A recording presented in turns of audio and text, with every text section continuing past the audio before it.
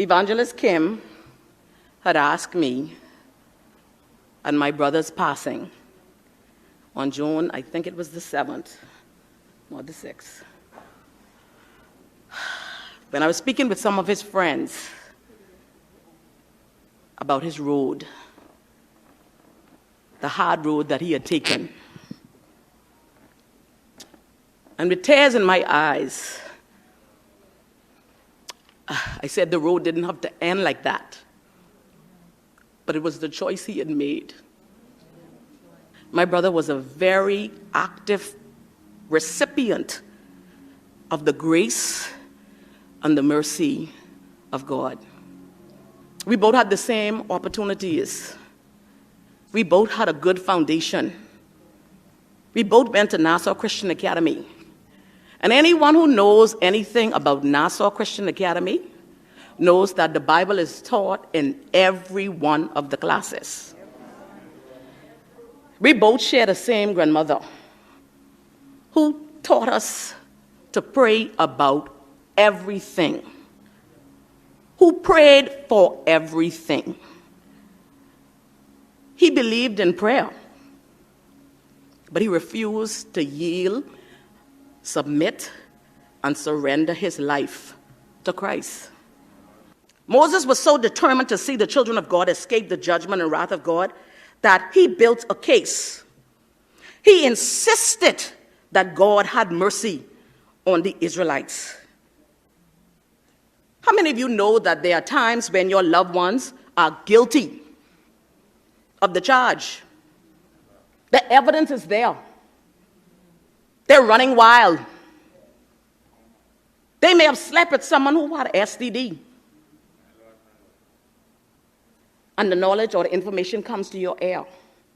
He came to me one day, I would never forget it, sweating feverishly. This was a warning.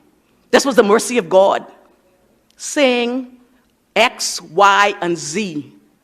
And he was guilty. And I looked at him apprehensively, because this was my brother. This was the one that I loved. But I had to obey the Lord. I asked him, when God delivers you from this, when he makes a way of escape from this situation, what are you going to do for God? He hung his head down, didn't give me no false hope. How many know that sometimes our loved ones feel like they're in too deep, like they've done too much, and that there was no way out? And he was at that point, one point. And I shared that with him. That was a warning. I vividly remember the time when he had the blood clots. And he should have died. August 2021. All night I stood up and prayed because his O2 was dropping. And anybody who know about oxygen know you can't live without oxygen. Oh, I prayed at night and I said, God, these blood clots cannot go up.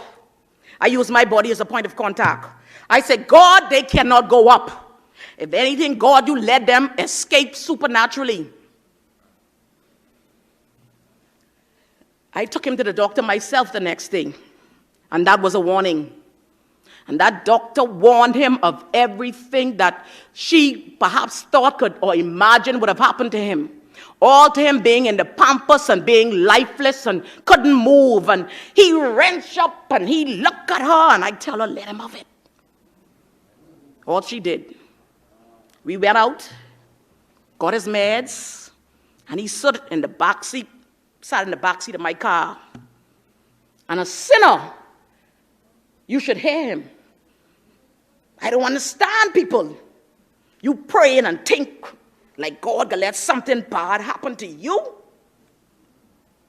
And carrying on like he was entitled to the grace of God.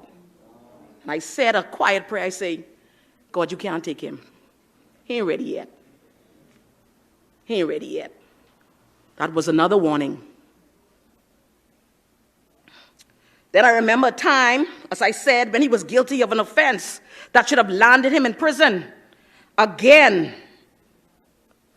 But God, in his mercy, pardoned my brother once again. He warned him and warned him and warned him and warned him, but he never heeded the warnings of God. He never imagined that the mercy of God would expire. But on April the 7th, 2022, he never expected that would be the last time he uttered a word or be able to even move his limbs. He had multiple strokes, which left him in a vegetative state. He was a strong, strapping man, had his life mapped out, had his boats, had his brand new tennis, had his name brand clothes, did repairs and ready to build. But the Lord allowed him to get cut right down. And that's the scary thing about mercy. You never know when it is the last. Do not, I repeat, do not allow offense to set in. I say that again. As trivial as that may sound, do not allow offense to set in. I speak from experience. I remember the December before the stroke in April. My brother was rude to me. He ate me up. From my belly, the Lord had me to warn him and said, "Don't you stop taking your pills." That was the final cry. Oh, he argued with me. And I looked at my mommy across the room and I said, "When he falls sick, do not call me." Oh, I regret that. Because for 1 month, offense was on my end and offense was on his end. And I stopped praying. I picked him up in prayer maybe 2 months before he had the real tragedy. Had I not go back on the wall, he would have died. And then I asked the question, perhaps if I didn't come off the wall, would he have had the stroke? So don't let people's their disposition and the way how they conduct themselves and the things they say and how they act like this is my life and I want to smoke marijuana and yes, I go with that girl and yes, I like her husband, and don't let that move you out of position. Because when they drag down people, you will drag with them. You're not going to go to another planet. You're going to be right there with them as they suffered or they suffer. Because I suffered with my brother.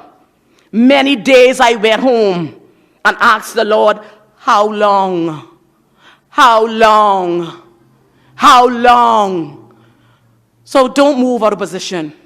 Wives who are praying for their husbands, do not stop. Mothers who have sons that are wayward, intensify your prayer life. The stinker they get, the more you decree and you declare. Because when something impacts them, it's going to impact you. Do not slack your ride. This is not the time. When the enemy comes up against us like a flood, rather than the Spirit of the Lord raising up a standard in us, we withdraw. We stop praying because we believe that it's not working. But I want to challenge you tonight. I want to charge you tonight. Pick up your assignment. Go back to praying and fasting. Make the sacrifice for that neighbor's child. Don't be judgmental. Not because your child is an A student and that poor child may have so much going on in their house They can't even pick up a book because of the arguments and probably the discord and the confusion that going on in their house. We got to pray one for another. And the children that seem as if they have it together, keep them in prayer. Because they're the ones who the devil is subtly after, wanting to make an open show and mockery of our children. I just want to encourage you tonight. I've given to you what the Lord, I know he's given to me.